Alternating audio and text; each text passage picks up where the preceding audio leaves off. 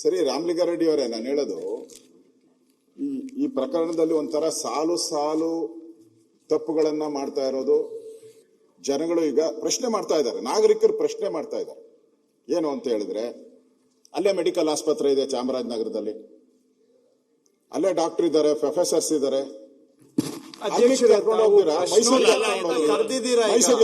ಪ್ರಶ್ನೋತ್ತರ ಆದ್ಮೇಲೆ ಮೈಸೂರಿಗೆ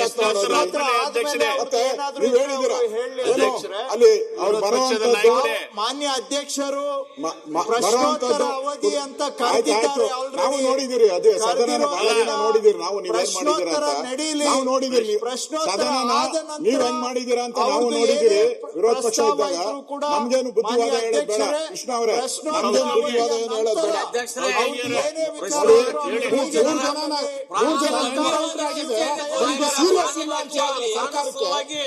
ಸೀರಿಯಸ್ ಇಲ್ಲ ಅಂತ ಹೇಳಿ 3 ಜನ ಎನ್ಕೌಂಟರ್ ಆಗಿದೆ.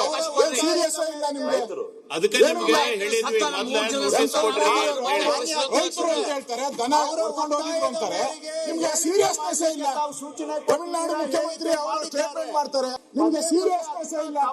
ರೂಲ್ಸ್ ಎಲ್ಲ ಹೇಳ್ತೀರಾ, ರೂಲ್ಸ್ ಗಳೆಲ್ಲ ಹೇಳ್ಕೊಂಡು ಕೂತಿದ್ದೀರಾ. 3 ಜನ ಎನ್ಕೌಂಟರ್ ಮಾಡಿದ್ರ ನೀವು? ಎನ್ಕೌಂಟರ್ ಮಾಡಿದ್ರೆ ವಿಷಯ ಇದ್ರು ತದನಂತರ ತೆಗೆದುಕೊಳ್ಳೋದು ಇದು ಒಂದು ಸಂಪ್ರದಾಯ ಇದೆ.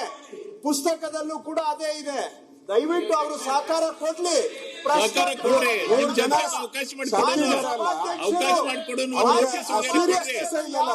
ನಿಯಮವಾಗಿ ನಡ್ಕೋರಿ. ಅಲ್ಲ, ನಿಮ್ಗೆ ಪರಿಹಾರ ಸಿಗ್ಬೇಕಾ? ಯಾರು ತಪ್ಪಾಗಿದೆ, ಜನಕ್ಕೆ ತಿಳುವಳಿಕೆ ಮಾಡಿಕೊಡ್ಬೇಕಲ್ಲ ನೀವು. ತಪ್ಪು ಮಾಡಿದ್ರು ನಿಯಮ ಹೋಗ್ರಿ. ನೋಡಿ, ಸದನ ನಡೀತಾ ಇದೆ, ಸದನ ನಡೀಲಿಲ್ಲ ಅಂದ್ರೆ ಪರವಾಗಿಲ್ಲ. ಸದನ ನಡೆಯುವಾಗ ಅವಕಾಶ ಇದೆ. ಈ ತರ ಎನ್ಕೌಂಟರ್ ಮಾಡಿದ್ರೆ ಅವಕಾಶ ಇದೆ. ಅಲ್ಲ, ನಾ ಈಗ ಅವಕಾಶ ಕೊಡಂಗಿಲ್ಲ, ನಾನು ಯಾರಿಗೂ ಮಾತಾಡಕ್ಕೆ ಅವಕಾಶ ಕೊಡಂಗಿಲ್ಲ. ಇಲ್ಲ, ಅವಕಾಶ ಕೊಡಂಗಿಲ್ಲ ನಾನು. ಅಧ್ಯಕ್ಷರೇ, ಒಂದು ಸೂಚನೆ ಇಲ್ಲ, ಕನಿಷ್ಠ ಒಂದು ನೋಟಿಸ್ ಕೊಟ್ಟಿಲ್ಲ ನೀವು. ಅದಕ್ಕೆ ನಾನು ನಿಮ್ಗೆ ಪದೇ ಪದೇ ಕೇಳಿದೆ, ಒಂದು ನೋಟಿಸ್ ಕೊಡ್ರಿ. ಈಗ ಮಿನಿಸ್ಟರ್ ಸ್ಟೇಟ್ಮೆಂಟ್ ಮಾಡಿದ್ರೆ ನಿಮ್ಗೆ ಮಾತಾಡಕ್ ಬರಂಗಿಲ್ಲ. You should give come with a notice. ದಯಮಾಡಿ ಕುಂದ್ರಿ ಸುನಿಲ್ ಅವ್ರೆ, ದಯಮಾಡಿ ನಿಮ್ಗೂ ಎಲ್ಲ ನೀವೆಲ್ಲ ಕಾಯ್ದೆಯನ್ನ ಅರ್ಥಕೊಂಡಿರಿ. ಮಾನ್ಯ ಅಧ್ಯಕ್ಷೆ, ನಾನು ನಿಯಮದ ಪ್ರಕಾರ ನಿಮ್ ಗಮನ ಸೆಳೀತಾ ಇದ್ದೀನಿ. ಮಾನ್ಯ ಸಚಿವರು ಸ್ಟೇಟ್ಮೆಂಟ್ ಮಾಡಿದ ನಂತರ ನಿಯಮದಲ್ಲಿ ಏನ್ ಹೇಳ್ತಾ ಇದೆ? ಮಾನ್ಯ ಸಚಿವರು ಸ್ಟೇಟ್ಮೆಂಟ್ ಮಾಡಿದ ನಂತರ ರಾಜ್ಯಕ್ಕೆ ಸಂಬಂಧಿಸಿದಂತೆ ಹೆಚ್ಚಿನ ಮಾಹಿತಿಯ ಪಡೆಯುವ ಉದ್ದೇಶಕ್ಕಾಗಿ ಪ್ರಶ್ನೆಗಳನ್ನು ಕೇಳಲು ಸದಸ್ಯರಿಗೆ ಅನುಮತಿ ನೀಡಬಹುದು ಅಂತೇಳಿ ನಿಯಮಾವಳಿ ಪುಸ್ತಕ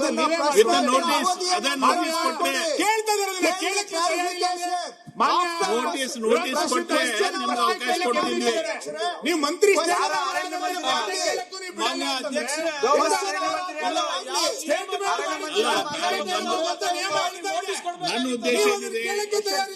ನನ್ನ ಉದ್ದೇಶ ಏನಿದೆ, ಯಾರಿಗೆ ನ್ಯಾಯ ಸಿಗಬೇಕಾದ್ರೆ ಒಂದ್ ನಿಮಿಷ ಯಾರು ಕೊಡಕತ್ತಿಲ್ಲ. ನಮ್ಮ ಉದ್ದೇಶ ಏನಿದೆ, ಸರ್ ಮಾನ್ಯ ಅಧ್ಯಕ್ಷ, ಒಂದೇ ನಿಮಿಷ ನಾನು ಮುಗಿಸ್ತೇನೆ. ಈ ಘಟನೆ ನಡೆದಿದೆ. ಮಾನ್ಯ ಅಧ್ಯಕ್ಷರೇ, ಇಲ್ಲ ನೋಡಿ, ಕೇಳಿ, ಒಂದ್ ನಿಮಿಷ. ತಾವು ಹೇಳಿದ್ರಲ್ಲ, ಕೋಟ್ ಮಾಡಿದ್ರಲ್ಲ, with the consent of the speaker, a minister may make a statement on a matter of public importance. On such statement, no discussion shall be allowed. Yes. Members may be permitted to ask questions, clarifications for the purpose of eliciting further information. ಅಷ್ಟು ಬಿಟ್ರೆ ನಿಮ್ಗೆ ಏನು ಅವಕಾಶ ಇಲ್ಲ ರೀ. ಯಾಕೆ ಸುಮ್ಮನೆ ನೀವು ಒಂದ್ ನಿಮಿಷ ಕುತ್ಕೊಳ್ಳಿ. ನಾನು ಅದನ್ನೇ ಹೇಳಿದ್ದು. ಮಾನ್ಯ ಅಧ್ಯಕ್ಷೆ, ಸದನದ ನಿಯಮಾವಳಿಯ ಪ್ರಕಾರ ಮಂತ್ರಿಗಳು ಸೋಮೋಟೋ ಸ್ಟೇಟ್ಮೆಂಟ್ ಮಾಡಿದ ನಂತರ ಚರ್ಚೆಗೆ ಅವಕಾಶ ಇಲ್ಲ ಅನ್ನೋದು ನಂಗೆ ಗೊತ್ತಿದೆ. ನಾವು ಚರ್ಚೆ ಕೊಡಿ ಅಂತ ಕೇಳ್ತಾನೆ ಇಲ್ಲ. ಕ್ಲಾರಿಫಿಕೇಶನ್ಗೆ ಕೆಲವು ಪ್ರಶ್ನೆಗಳನ್ನು ಕೇಳಬೇಕು ಅಂತ ವಿರೋಧ ಪಕ್ಷದ ನಾಯಕರು ನಿಂತಾಗ ನೀವು ಅದಕ್ಕೆ ದಯಮಾಡಿ ಅಲೋ ಮಾಡ್ಬೇಕು. ನೀವು ಸ್ಟೇಟ್ಮೆಂಟ್ ಮಾಡಿ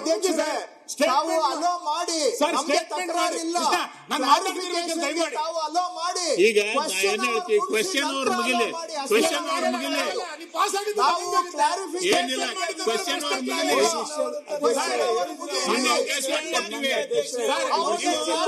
ಕ್ಲಾರಿಫಿಕೇಶನ್ ಕೇಳಲಿಕ್ಕೆ ಅವಕಾಶ ಮಾಡಿಕೊಡ್ತೀವಿ. ಕ್ವಶನ್ ಅವರ್ ಮುಗಿಲಿ, ದಯವಿಟ್ಟು ಕುಂದ್ರಿ, ದಯವಿಟ್ಟು. ಕ್ಲಾರಿಫಿಕೇಶನ್ ಆದ ನಂತರ ಅದೊಂದು ಪದ್ಧತಿ ಮೇಲೆ ಬಂದಿದೆ, ಆ ಪ್ರಕಾರ ಹೋಗೋಣ. ನೀವು ಸ್ಟೇಟ್ಮೆಂಟ್ ಮಾಡಿದ ನಂತರನೇ ಕ್ಲಾರಿಫಿಕೇಶನ್ ಕೇಳಬೇಕು, ಆಮೇಲೆ ಕ್ಲಾರಿಫಿಕೇಶನ್ ಕ್ವಶನ್ ಅವರ್ ಆಮೇಲೆ 3 ಜನ ಸತ್ತೋಗಿದ್ದಾರೆ, ಆಮೇಲೆ ಕ್ವಶನ್ ಅವರ್ ನಡೆಸಿ. ಸರ್ಕಾರ 3 ಜನ ಕೊಂದ ನಂತರ ಏನ್ ಪ್ರಶ್ನೋತ್ತರ ನಡೆಸ್ತೀರಿ ನೀವು? ನಿಮ್ಗೆ ಏನ್ ಪ್ರಶ್ನೋತ್ತರ ನಡೆಸ್ತೀರಿ? ಬರೀ ರಾಜಕೀಯ ಬೇಕು ಇವ್ರಿಗೆ. ಅಧ್ಯಕ್ಷರೇ, ರಾಜಕಾರಣ ನಾವು ಮಾಡಿದ್ದಲ್ಲ, ನೀವು ರಾಜಕಾರಣ ಮಾಡೋದು. ರೈತರನ್ನ ಕೊಂದವ್ರು ನೀವು, ರೈತರನ್ನ ಕೊಂದಿದ್ದು ನೀವು. ಕ್ಲಿಯರ್ ಆಗಿದೆ.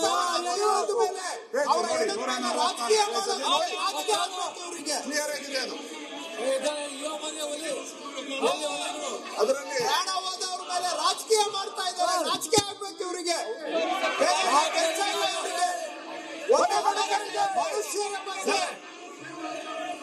ಮನುಷ್ಯರ ಬಗ್ಗೆ ಗೌರವ ಇಲ್ಲ. ಅಧ್ಯಕ್ಷರೇ, ನಾನು ಓದ್ತೀನಿ ನೋಡಿ. ವಿಧಾನಸಭಾ ಅಧ್ಯಕ್ಷರು ಅನುಮತಿ ಪಡೆದು ಸಾರ್ವಜನಿಕ ಮಹತ್ವದ ವಿಷಯದ ಮೇಲೆ ಹೇಳಿಕೆ ನೀಡಬಹುದು.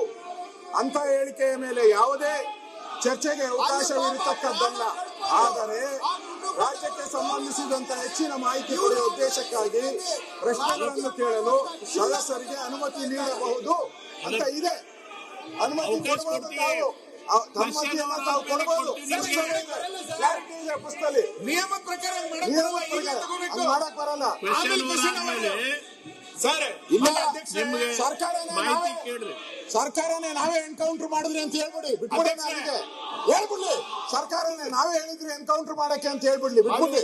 ನಾಚಿಕೆ ಆಗಲ್ಲ ಅವ್ರಿಗೆ. ಒಬ್ಬ ತಮಿಳುನಾಡು ಮುಖ್ಯಮಂತ್ರಿ ಹೋಗ್ಲಿ ಸ್ವಲ್ಪ ಎಲ್ಲ ಅದಕ್ಕೆ ನಾಚಿಕೆ ಇಲ್ಲ. ಚರ್ಚೆ ಮಾಡಿರಲ್ಲ ಅದ್ರ ಬಗ್ಗೆ ಬರೀರಿ. ಈ ಕ್ವಶನ್ ಕೇಳಿ ನಮ್ಮನ್ನು ಬಿಟ್ಬಿಡಿ. ತಮಿಳುನಾಡು ಮುಖ್ಯಮಂತ್ರಿ ಸ್ಟೇಟ್ಮೆಂಟ್ ಮಾಡ್ತಾರೆ, ನಾಚಿಕೆ ಆಗಲ್ಲ, ಖಂಡನೆ ಅಂತ ಹೇಳ್ತಾರೆ. ನಾಚಿಕೆ ಆಗಲ್ಲ ಅವ್ರಿಗೆ. ಸರ್ಕಾರಕ್ಕೆ ಮಾನಮರ್ಯಾದೆ ಇದೆಯಾ? ಮಾನಮರ್ಯಾದೆ ಇದೆಯಾ ಸರ್ಕಾರಕ್ಕೆ? ಇದ್ದಿದ್ರೆ ಸ್ಟೇಟ್ಮೆಂಟ್ ಮಾಡ್ಬೇಕಾಯ್ತು, ಅವರು ಹೇಳ್ಬೇಕಾಯ್ತು. ಪರಿಹಾರ ಏನ್ ಕೊಡ್ತೀರಿ ಅವ್ರಿಗೆ? ನ್ಯಾಯಾಂಗ ತನಿಖೆ ಮಾಡ್ತೀವಿ ಏನು ಅಂತ ಹೇಳ್ಬೇಕಾಯ್ತು.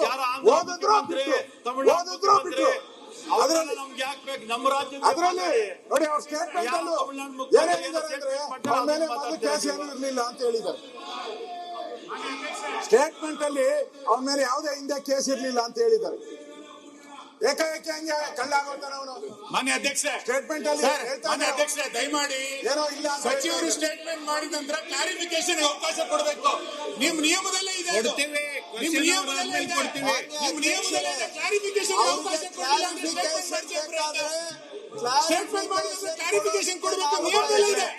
ನೀವು ಅದಕ್ಕೆ ಅವಕಾಶ ಕೊಡಲ್ಲ ಅಂದ್ರೆ ಅವಧಿಯ ನಂತರ ಕ್ವಶನ್ ಅವರ್ ಆದ್ಮೇಲೆ ಕೊಡ್ರಿ, ನೀವು ಕೊಡಂಗಿಲ್ಲ ಅನ್ನಂಗಿಲ್ಲ. ಸರ್, ಮಾಡಕ್ ಬರಲ್ಲ ಸರ್, ನಿಯಮದಲ್ಲಿ ಬರ್ತೈತೆ, ಸಮಾಧಾನ ಕುಂದ್ರಿ. ಇಲ್ಲ. ನಿಯಮ ಹೇಳ್ತಾ ಇದೆ. ನಿಯಮ ಏನಂತಾರೆ ಚರ್ಚೆಗೆ ಸರ್ಕಾರ ತಯಾರಿದೆ. ಸರ್, ಮಾನ್ಯ ಅಧ್ಯಕ್ಷ, ಕ್ಲಾರಿಫಿಕೇಶನ್ಗೆ ಉತ್ತರ ಕೊಡ್ತೇವೆ. ಇಲ್ಲ ಅಂತ ಪ್ರಶ್ನೋತ್ತರ ಅವಧಿ ಮಾನ್ಯ ಅಧ್ಯಕ್ಷ, ನಿಯಮ ಏನಿದೆ ನಾವು ಮಾನ್ಯ ಅಧ್ಯಕ್ಷ, ಮಾನ್ಯ ಅಧ್ಯಕ್ಷ, ನಾವು ನಿಯಮ ಬಿಟ್ಟು ಏನೋ ಬೇರೆ ಕೊಡಿ ಅಂತ ಕೇಳ್ತಾ ಇಲ್ಲ. ನಾವು ಕೇಳ್ತಾ ಇರೋದು ಸಚಿವರು ಸ್ಟೇಟ್ಮೆಂಟ್ ಮಾಡಿದ ನಂತರ ಕ್ಲಾರಿಫಿಕೇಶನ್ ಅವಕಾಶ ಕೊಡಿ. ಕ್ವಶನ್ ಅವರ್ ಪ್ರಾರಂಭ ಮಾಡಿ ಹೇಳಿದ್ದೇನೆ.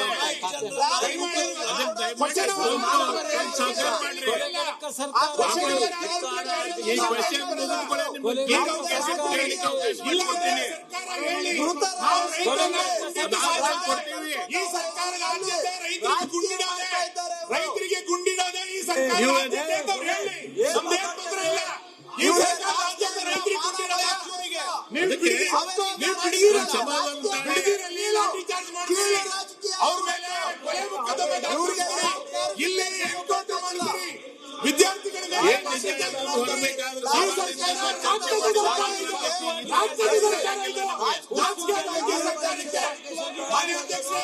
ನಾಚಿಕೆ ಆಗಬೇಕು. ರೈತರ ಮೇಲೆ ಗುಂಡೆ ಸರ್ಕಾರಕ್ಕೆ ದಯಮಾಡಿ ಸಹಕರಿಸ್ರಿ. ಕ್ವಶನ್ ಅವರ್ ಆದ್ಮೇಲೆ ಕೊಡ್ತೀವಿ, ನಿಮ್ಗೆ ಕ್ಲಾರಿಫಿಕೇಶನ್ ಕೊಡ್ತೀವಿ. ಕೊಡಿ, ಕಾರ್ಪೊರೇಷನ್ ಕೊಡಿ.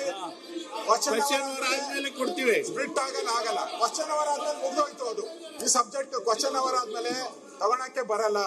ನಾವು ಕ್ಲಾರಿಫಿಕೇಶನ್ ಅಷ್ಟೇ ಕೇಳೋದು, ಚರ್ಚೆಗೆ ಅವಕಾಶ ನಾವು ಕೇಳ್ತಾ ಇಲ್ಲ. ಚರ್ಚೆಗೆ ಬೇಡ, ಚರ್ಚೆಗೆ ಅವಕಾಶ ಬೇಡ. ನಾನು ಕ್ಲಾರಿಫಿಕೇಶನ್ ಕೇಳ್ತೀನಿ, ಕ್ಲಾರಿಫಿಕೇಶನ್ಗೆ ಅವಕಾಶ ಕೊಡ್ಲಿ ಸರ್ಕಾರ ಅಷ್ಟೇ. ನ್ಯೂಸ್ ಫಸ್ಟ್ ನಿರ್ಭೀತಿಯಿಂದ ನಿಮ್ಮ ಪರವಾಗಿ.